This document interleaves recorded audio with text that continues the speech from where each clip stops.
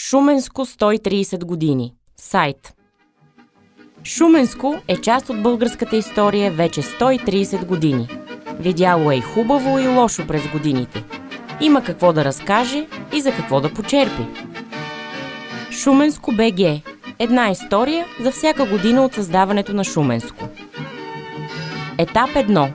Популяризиране на сайта. На сайта всеки можеше да види 45-секундната таймлапс версия на телевизионния клип, както и клипа в цялата му 15-минутна дължина, разделен на 30 отделни филмчета.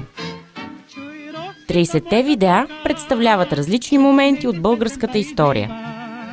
Популяризирахме сайта, като приготвихме няколко хиляди бири и създадохме онлайн квиз, с който тествахме познанията, досетливостта и чувството за хумор на феновете си.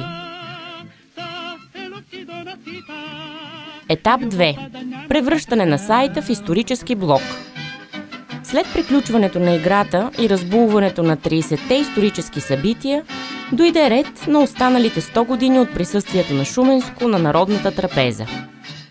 Преровихме библиотеките, превъртяхме Google, избърсахме кила прах от архива на БТА и призовахме самия Димо Падалски, за да се доберем до истории от последните 130 години, които да бъдат забавни, любопитни, славни или просто поучителни.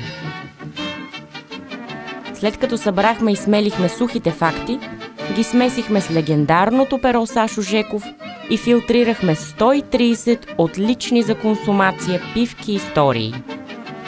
И защото знаем поименно 5 човека, които биха прочели 100 статии, решихме да превърнем сайта в блог и да пускаме по една статия на ден.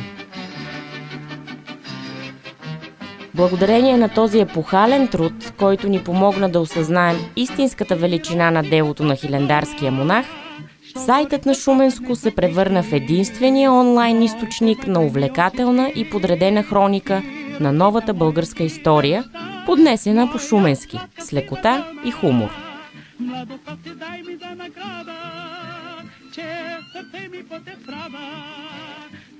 Всеки посетител на сайта прекарва средно по 7 минути и преглежда приблизително по 11 страници на посещение. За сравнение, това е повече, отколкото хората прекарват на сайта на BTV и толкова, колкото на сайта на Уикипедия. Шуменско. 130 години, част от българската история.